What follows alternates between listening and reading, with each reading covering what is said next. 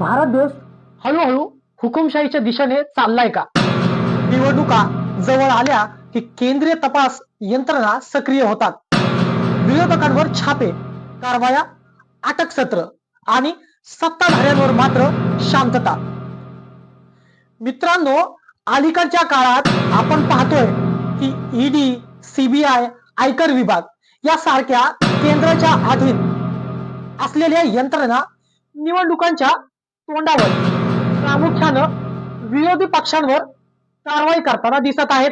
पक्षाची रणनीती गोळा करणे हे ईडीचं काम आहे का? उमेदवारांची यादी जप्त करणं हे कायदेशीर तपास आहे का?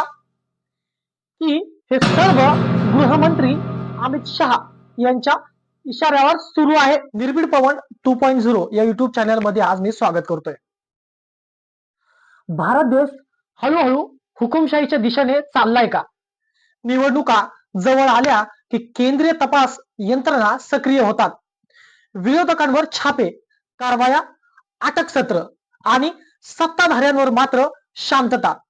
हा केवळ योगायोग आहे का की लोकशाहीवरचा घाला?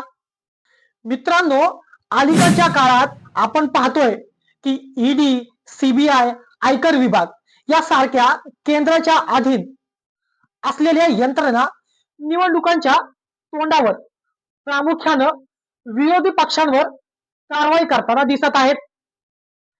याआधी सुप्रीम कोर्टाने ईडीच्या कार्यपद्धतीवर गंभीर प्रश्न उपस्थित केले होते.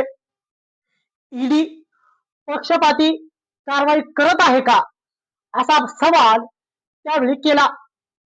तरी देखील त्या पद्धतीनं ईडी वागतीये का हे देखील तपासणं गरजेचं आहे. आता याच पार्श्वभूमीवर पश्चिम बंगालमधून एक मोठी बातमी समोर आली आहे. तृणमूल काँग्रेसच्या आयटी सेलच्या कार्यालयावर ईडीचा छापा टाकण्यात आलाय. या कारवाईनंतर पश्चिम बंगालच्या मुख्यमंत्री ममता बॅनर्जी यांनी जोरदार प्रतिक्रिया दिली आहे. Party hard disk, the candidate list, the party strategy, the party plan. Is it the duty of the ED and Amit Shah? The nasty home minister, the naughty home minister who cannot protect the country, and he's taking away all my party documents. If I get the BJP party office, what will be? What will be the result? They didn't have any guards.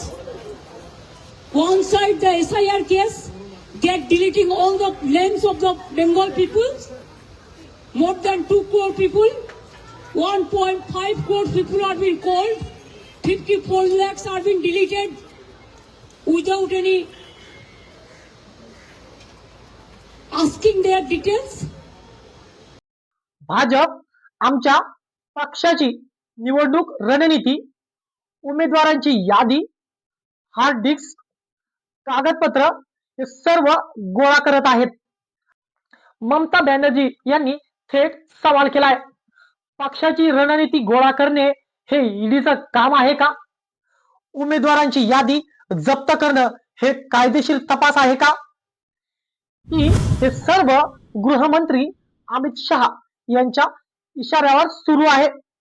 त्यांनी अत्यंत तीव्र शब्दात म्हटलंय, गृहमंत्री देशाचे संरक्षण सोडून माझ्या पक्षाचे कागद गोळा करत आहेत. इतकंच नाही तर ममता बॅनर्जी यांनी पश्चिम बंगालमध्ये सुरू असलेल्या सर स्पेशल इंटेन्सिव्ह रिव्हिजन या प्रक्रियेवर देखील सवाल उपस्थित केलाय. त्यांचा आरोप आहे, सरच्या नावाखाली मतदारांची नावे वगळली जात आहेत. हे सगळं निवडणुकीआधी योजनाबद्ध पद्धतीनं केलं जात आहे.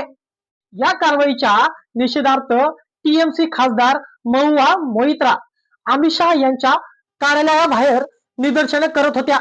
दरम्यान दिल्ली पोलिसांनी त्यांना ताब्यात देखील घेतलंय. महुआ मोइत्रा यांनी माध्यमांशी बोलत स्पष्ट शब्दात म्हटलंय, आम्ही भाजपला पराभूत करू. देश पाहतोय की निवडून आलेल्या खासदाराशी दिल्ली पोलीस कसं वागत आहे. मित्रांनो, प्रश्न एकच आहे, काय तपास यंत्रणा स्वतंत्र आहेत की त्या सत्ताधाऱ्यांच्या हातातील हत्यार बनला आहे? जर विरोधकांनाच सतत लक्ष केलं जात असेल तर लोकशाही टिकणार कशी? आज प्रश्न टीएमसीचा आहे, उद्या कोणाचा असेल? काय आहे? भारत हुकुमशाहीकडे चाललाय का? खाली कमेंट मध्ये नक्की सांगा. व्हिडिओ आवडला असेल तर लाईक, शेअर आणि सबस्क्राईब करा आणि स्क्रीनवर दिलेला QR कोडला स्कॅन करून स्वतंत्र पत्रकारितेला बळकट करण्यासाठी सहकार्य करा.